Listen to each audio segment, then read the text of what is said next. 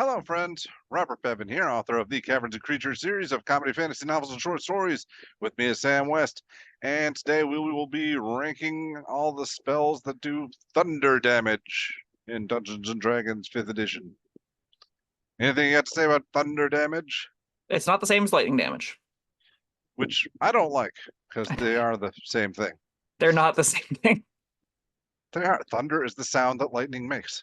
Those are you just said those are two different things. Those are not the same thing. Thunder isn't lightning, right? All right, that would be like, there's no difference between cold damage and ice damage. I mean, there is no ice damage. I know that because it's covered under cold damage. So I think the meaningful difference is thunder is they've reframed thunder to basically be sound. It's sonic damage, right? It is the deafening blast of things. It's less so electricity, more so, what happens if you put your head next to a max out to 11 speaker and then ramp on a guitar like Marty McFly, right? That's the kind of damage we're dealing with thunder. Is that better for you? Would you prefer to be called sound? No. That sounds dorky, right? Yeah, if it was called sound damage, I'd probably say they should have called this thunder damage. That would have sounded cooler. All right. We'll come full circle in like 6 seconds. Yeah, there's not too many spells in this one. I think just like 11 or something. Including some redundant ones. Yeah. Yeah, we got some old classics back in here. All right, we'll get to it. On with the show.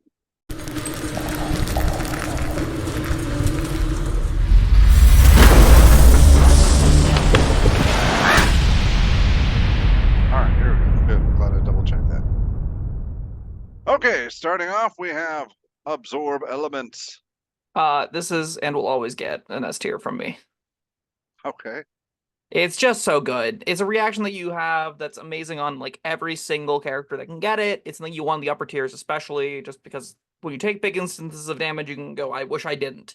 And then you don't, and it's incredible. And you can dish out a little bit back. Sure, that's where it does kind of at levels 1 and 2, is, oh, this sometimes does a d6 damage and saves my life. And the upper tier is just like, oh no, this just mainly saves my life, because I probably don't mind the extra d6 that it's offering. Yeah, but I mean, why not? It's a little bit of gravy.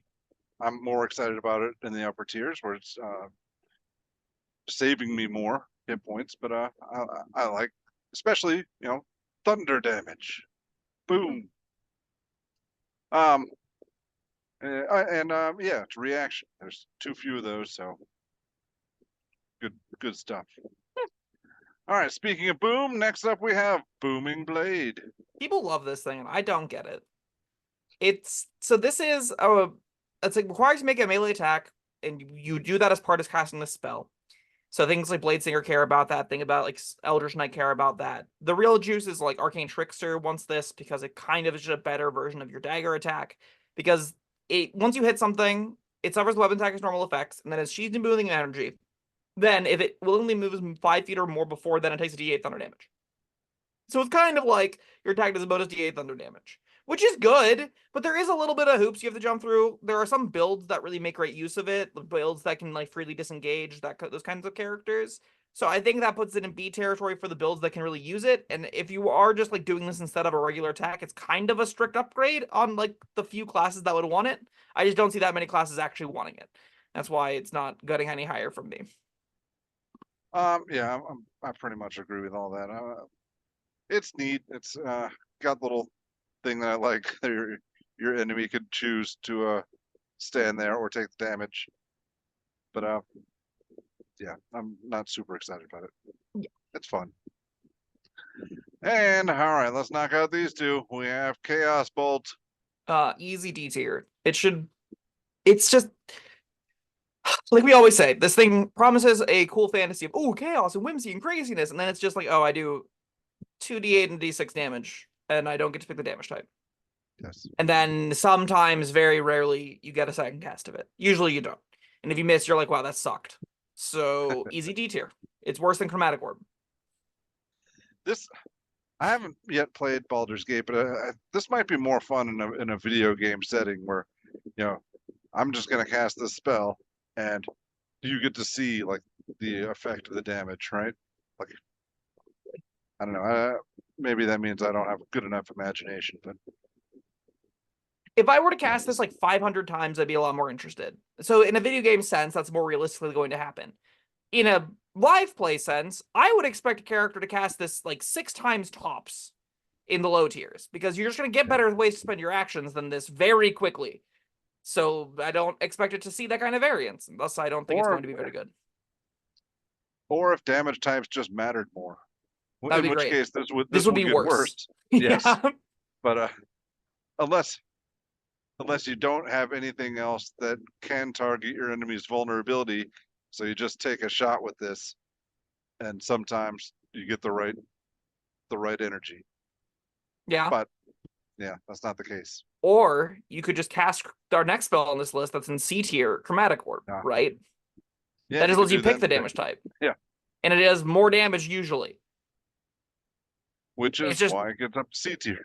Correct, but it still can like be a first level spell slot for nothing, because if you miss, you feel devastated. And it's not that much better than like a longbow shot or a great sword attack, right? If we compare this to a great sword, 2d6 plus 3, it's pretty close damage wise. This is like 3 to 5 higher on average, and this costs you a resource. The great sword always does its thing.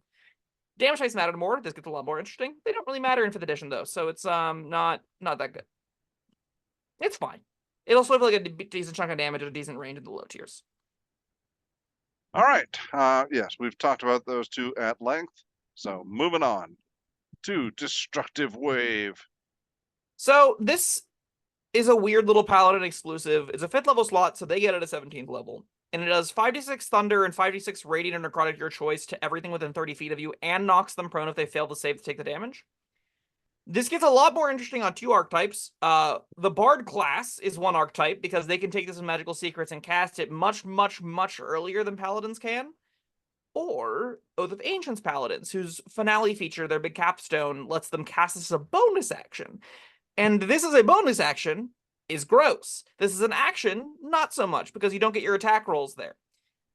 That makes, I think, the 2 use cases of you play on like a Swords Bard or you play it on like a Ancients Paladin, like scrapes this out of probably C tier into B tier for me. I've come up a lot on Destructive Wave over the years, but if you're ever spending an action on like as a Devotion Paladin, I am unimpressed. So you do want to be one of those 2 archetypes, I think, for it to be particularly powerful. All right, B it is. I know it's not getting to be Elemental Bane. It's so upsetting how many damage types this does, and none of them matter. So yeah, Elemental Bane, you pick something, it saves. If they pass, nothing happens. If they fail, nothing happens. But at this, whatever it takes damage of the chosen type, you ignore resistance, and you do a bonus D6 or D8 of that damage. Doesn't matter, because you need to do like 12 instances of that damage type for this to do anything at all, like to be worth the 4th level slot you're paying for. It's an F. It's terrible. It's outrageously bad. This is one of the worst spells ever printed. That's saying something. Yeah. All right, another elemental. We have Elemental Weapon.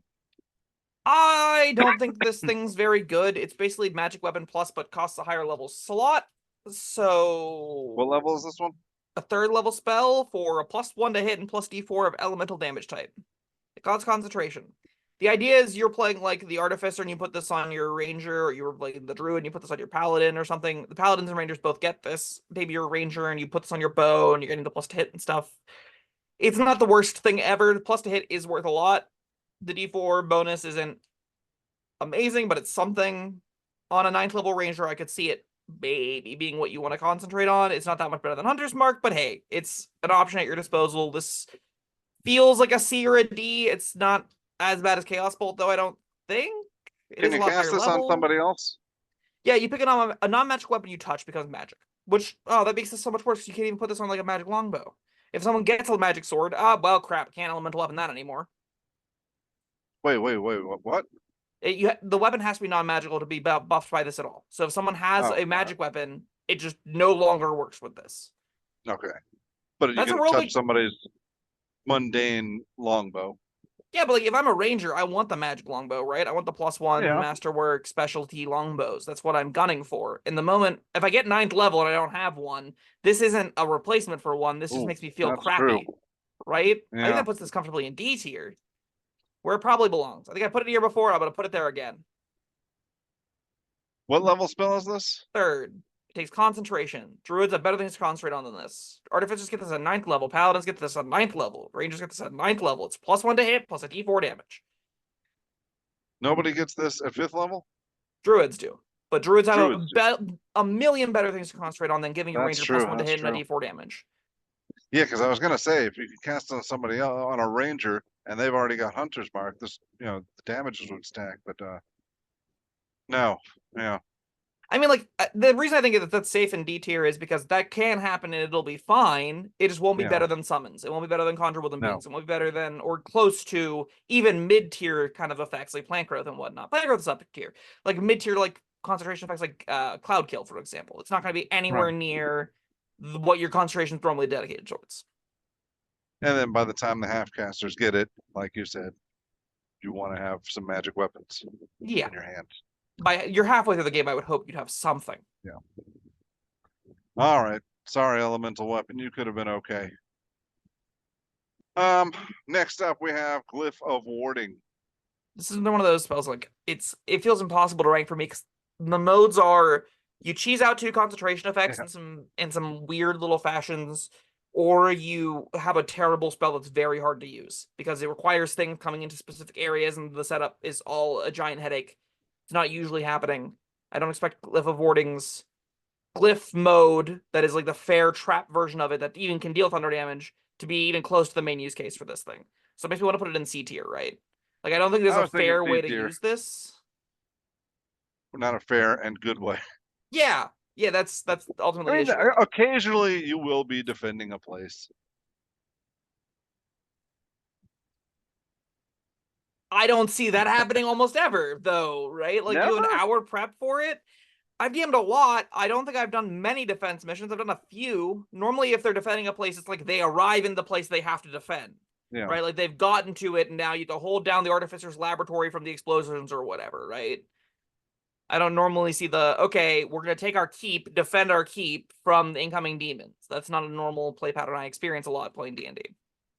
Or you could just be outside the dragon's lair and be really sneaky for an hour and set this up and then like whistle and dance. Hey, big boy, And then the come and get upside me. is you do 8d6 thunder damage, which is the equivalent of a fireball. uh, Spend that whole yeah. extra hour and little exotic dance for what is moderate upgrade over other 3rd level effects? I don't think so. Well, I mean that's if you're using it for the Explosive warding runes? part. If you're using it for like triggering another spell, then maybe. This thing is That's why it's in C. 5d8 damage from the explosive runes. That's so few. You have to jump through so many more hoops for this to do damage, and it's not even doing as much damage as other 3rd level spells. Yeah, Oof. Oof. But if you why don't, it's C. duplicating a concentration effect's crazy if you can do it in a cheesy Yeah. way, so weird spell. I don't like level warding. All right. How do you feel about Shatter? Better than I used to, still not great. So it's 3d8 damage for a 2nd level slot and an instantaneous decent 10-foot radius area. A lot of times this is Bard's go-to damage effect. Like whenever I'm playing Bards, it's an instantaneous non-concentration. We need damage right now. Shatter. The area is a lot smaller than like a lot of other spells feel like. I would definitely like to point out. Like when I was Binding Ice, it's a way larger area than this does. 10-foot radius is 4 squares. It's not a lot. Oh, I'm sorry. It's a sphere, not a 10-foot square. So it hits more than 4 squares. It hits 8 squares, I think. Yeah. Yeah, I'm gonna go with 8. That's in my head what I'm thinking it hits. But it hits not a large area compared to other bigger area of effects. It also like does it break things? A creature made of inorganic material such as stone, crystal, or metal has disadvantage on saving throws, and non-magical objects that aren't being worn and carried takes damage if it's in the spell's area. Which I think that rules text is a disservice to things like Fireball. I would expect an explosion to damage effects, but it doesn't specify it does, and this does. So like maybe it means every time I cast any spell, it just doesn't damage objects unless it specifically says so, which is stupid if true. Probably true and stupid. Yeah. Where are we putting this one? It's probably a comfortable C tier. Given that So it's not great on Sorcerers, Warlocks, and Wizards, who I all think have better options. I think Sorcerer, Warlock, and Wizard all have effects that do this kind of damage and have upsides. On Bard, it is what you get, and you take what you can get when you're playing things like Bard. It has decent range, it has some niche upsides, maybe that gets it into B territory. I think it's definitely better than Chromatic Orb and Glyph Warding, so yeah, I think B seems fair for this thing. No, you know what doesn't get a B? Storm of Vengeance. This is one where we get to talk about it like 3 times total, and I'm glad every time we do, because this spell's truly, truly heinous. This is a 9th level spell that does a d6 acid damage the first round you cast it. Sorry, 3d6 damage the first round you cast it, because on initial save, things like could take 2d6 thunder damage or a Devon for 5 minutes. Yeah, so this takes... You have to concentrate on this. You spend a 9th level spell slot on it. It does have an enormous area. Its range is sight, and it creates storm clouds with a radius of 360 feet. What happens with those in those areas is first 2d6 thunder damage from a boom. Then, on round 2, everything takes a d6 acid damage. They don't double take the 2d6 thunder damage. You don't get to go back and do all of the effects adding up. You just do whatever the new effect says. So 2d6 or 1d6 acid on round 2, which means you've had to concentrate on your 9th level spell for 2 rounds, and what you've gotten is 2d6 thunder damage and 1d6 acid damage. Oof. That's big This oof. sucks. Yeah. Round 3, you get 3 or a bunch of lightning bolts that require you pick a bunch of things, and we're still way under damage for a 9th level spell. And then round 4, you get 2d6 more damage, and then rounds 5 through 10 is garbage. So you never want this. You literally never want to cast this thing. It's truly, truly awful. One of the worst 9th level spells ever printed. Easy F tier, right? I think so. However, we have had some comments defending it. Mostly because of its enormous size, but you use it as a more of a terrorism tool, right? A tool to destroy cities, a tool to be used as a villainous motive, I guess. Is it? Well, yeah, I like, think they were talking more about it like invading armies or something, but yeah, it's still. I'm not into dealing like 96 damage to an invading army. That's just not what I want to spend my 9th level spell on. I want to kill 4 or 3 giant chunks of the invading army outright with Meteor Swarm, or use this for the characters that matter. Let the defending army hold off the invading army. Like, this isn't going to deal with a reasonable 20th level siege. If you're against a Freedy or something, this is stone worthless. They'll laugh at you. They'll be like, oh, thank God they wasted a 9th level spell slot on that crap. That tickles. I have 180 hit points. This did 15. It does just enough damage to let them know who to attack. Not you, because you're worthless because you cast Storm of Vengeance. You had wasted your 9th true. level spell slot. And you're still concentrating on it. Yep. Keep it up, buddy. All right. Summon Draconic. Hold on. Go ahead. If you get past rounds 5 or more, it automatically makes ranged attack rolls fail. So you can't even keep harrying the invading army with ranged weapons at that point. It gives them full cover. What are we talking about? This thing's awful. Yeah, it's pretty bad. All right, moving on. Sure. Right. Summon Draconic Spirit. Easy A tier for me. Maybe it's S tier. It's one of the two. It's really good. You get a dragon that you can fly around on that's large, that breathes a bunch of cool weapons. Its breath weapon can be thunder, and that's how this deals thunder damage. Big fan. No action required. Big dragon buddy. It's sweet. It's a 5th level spell, which is kind of a tall order, but it gets multi attack, so you don't really care. Lasts an hour. It's usually just like an extra player character that you're really happy with. That feels at least as good as Absorb Elements, but we don't have any A's right now. What do you think? Sure. A seems good to me. All right. I might bump it up if we get another A. Okay. I like a nice even distribution too. And I do think Absorb Elements is like notably better on a lot more characters. Just because it's cheaper, you're happy to use it all the time, doesn't take concentration, you can concentrate on other stuff. All right, we got the 4 Thunders next. I gravely misspoke earlier in the intro when I said there were only 11 of these. Excellent. All right, Thunderstep. I love this thing. Thunderstep's cool. So it's a new teleport option that you put alongside Misty Step and Dimension Door and whatnot. It's a 3rd level version, so it goes in between the two. It's got a 90-foot range. You teleport yourself to an occupied space you can see within range. Immediately after you disappear, a thunderous boom sounds. Each thing within 10 feet of you makes a con save or takes 3 to 10 thunder damage. You can also bring a buddy and objects. Sorry, yeah, you can bring along objects if their weight doesn't exceed what you can carry, and you can teleport a willing creature of your size or smaller who's carrying gear up to its capacity. So you can bring a buddy with you whenever you do it. So you can have these really cool moments where, like, as the wizard, you go, "Oh my god, the barbarian's screwed." You dive into the front line, you grab him by the waist, then you blast out of there. That's so freaking sweet, right? Like, that's so Yeah, cool. especially since you're doing some fuck you damage on the way out too. Yeah. Like 310 isn't the most thing for a third level slot, but it also has a really high utility bit. It also has a really Yeah. high utility mode of you get someone out of there, you teleport up to 90 feet. It's pretty good. I'm a big fan. I Yeah. think this is a solid. I mean, third level slot's still expensive, and it is not always going to set up in the same way that other spells do. Like, when I say setup, you have to work a little bit harder for your positioning to make sure you can get to the spaces that are relevant.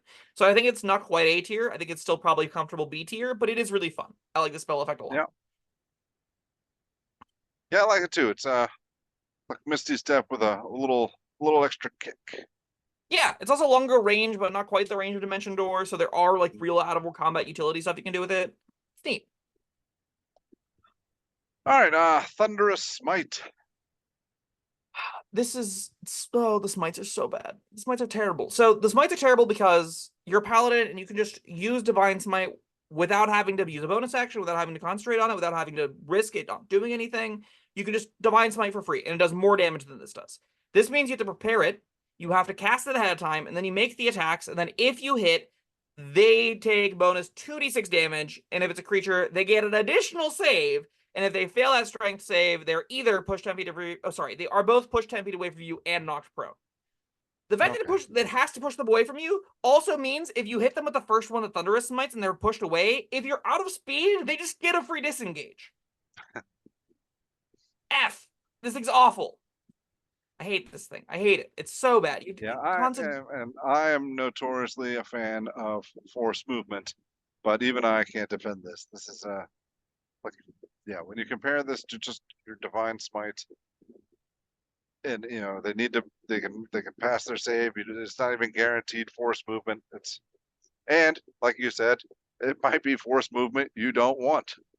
Yeah, I really can't express enough. Paladin's bread and butter is using their Divine Smite feature, and the Divine Smite feature does more damage than this. The Divine Smite feature has less risk than this, and it gives you room to prepare meaningful utility effects that Paladins want, or meaningful defensive effects that Paladins want, or meaningful other ways to explore the world, ways to engage with narration and social events. There's a lot of better things to prepare on Paladin for your preciously few prepared slots. You've got plenty to do in combat with just Divine Smiting, extra attacking, doing your thing. All right. Next we have Thunderclap. I have no idea what this does. Let me Google. I forgot to. Thunderclap. I just typed in Thunderous Clap. That is not, in fact, what I'm looking for. All right, Thunderclap. So this is a cantrip. You could burst a thunderous sound. Each creature other than you within 5 feet of you makes con save or takes a d6 thunder damage. There's a third one of these? This is the same as Sword Burst and the Radiant one. Why is there 3 of these? D, awful stuff. These things are always routinely terrible. The low range makes them so tough. Acid splashes in a cantrip I'm particularly high on, and that hits 30-foot range 2 targets. It's way better. And it's not even good. It's just like, I guess I'll do it. This is really low damage, puts you at higher risk. You don't want it on bards, you don't want it on druids, you don't want it on any of these character types. You just want either utility baked into your cantrip, or you want your cantrip to do a decent chunk of damage, and this is neither. So, yeah, truly awful stuff. I mean, if you are in a crowd of little minions, then you can do more damage collectively than you could with other single target cantrip. And how often are you surrounded by 3 or more tiny little baby minions, right? That's the reality of this effect. It just isn't a real case that happens enough to justify it over the 12 other cantrips that do damage you could take instead. I just wanted to say that. I did not argue with your D tier placement. All right. Finally, we have Thunder Wave. Probably the most iconic Thunder spell. I think Shatter and Thunder Wave are number 1 and 2 for iconic goes. I've seen this spell cast a lot. Like a lot. It's lower damage than Burning Hands, the same kind of area. It's 15-foot in front of you based off of like your centering. So you put it on yourself somewhere and it blasts directly out from you as if you were one of the faces of this 15-foot cube. Yes. It hits a pretty good area. It does some damage. It knocks things away from you. It's only 10 feet away from you. It's not a consistent disengage option, which makes me think like, it can't be that good. The floor on it is a first level, or it's on a first level spell. The floor of a 2d8 damage in the area on a first level spell is actually just kind of fine. The 15-foot shove is something that I'm happy enough to get from time to time. All of this comes together to be this mediocre spell that like I usually don't want on sorcerers wizards, but I'll take sometimes. If I'm doing like storm sorcery stuff, I'm kind of into this. If I'm like doing, I don't know, Tempest Domain cleric stuff, I'm kind of into this. After that, I don't really see this being my go-to first level spell effect. I just don't value the push that much. If you do value the push that much, or you're working with people like Bob that desperately want to have a cooperative team that has a cool area effect spike growths and stuff set up, walls of fire and whatnot to push stuff through, I can see this being a lot more valuable. It's still probably a fine B. Again, the floor being a first level spell that does 2d8 damage in a decent area is pretty good. So like that All right. makes it reasonable. I was ready to argue. Did you say B? Yeah. All right. I was ready to argue it up to B, but yeah, I'll definitely take that because the difference between this and Thunderous Smite is that yes, this is the sort of push I do value. You started off with it not being a reliable disengage tool. That's not what I want it for. I want it to, I push more than one creature into the hazard that is hypothetically set up. Yeah, I just have way less faith that's going to actively happen at all at your tables. Like, it's going to be very challenging to get all the stars to align to knock more than one thing into a spike growth. But hey, when it does happen, it'll feel amazing, I'm sure. Sure. Especially whenever both of them fail to save. All right, how do you feel about this chart here? I do genuinely feel like all of the Bs deserve Bs. I could maybe see moving Destructive Wave down to C just because it's so narrow. Like, there just aren't that many characters that are realistically taking that. It's like 2 Bard colleges and a specific Paladin option that it's good on. Maybe Destructive Wave comes into C tier. I do think that I think Elemental Weapon is enough better than like Thunderclap and Chaos Bolt. It might deserve C tier, but it's not anything I'm super hyped for. Again, the Magic Weapon thing really does take it down a notch for me. No, I'm going to keep that one in D. Yeah, you made very convincing arguments there. There is like there's some cute potential with Thunderous where like if you are already within range of something, you would, and you're not concentrating on anything, you could Thunderous Smite something, move it backwards, then engage it, and then you have an advantage on the attack because it's prone. But there are a lot of hiccups there, so I still think maybe Thunderous Smite deserves a D instead of an F. It does do something. There is a potential Q play pattern there. I just really hate the Smite spells. I know you do. All right, I'm going to move it up to D. That seems responsible. Yeah, because it's definitely better than Elemental Bane or Storm of Vengeance. Yeah, it is 100% better than both of those effects. What do you think about Summon Draconic Spirit? I think it's probably fine for it. It's a higher level smite or summon effect, right? And not every character needs it. The lower level summons get the higher I rate them, but yeah, this looks good. Got some decent distribution here. Commoners, what do you think? Well, looks good to you, looks good to me, but yes, how does it look to the viewers? What do you think? Let us know down in the comments. That was it. That was Thunder Damage spells. Thank you, Sam, and thank you everyone for joining us. Like and subscribe, and we'll see you next time. Goodbye.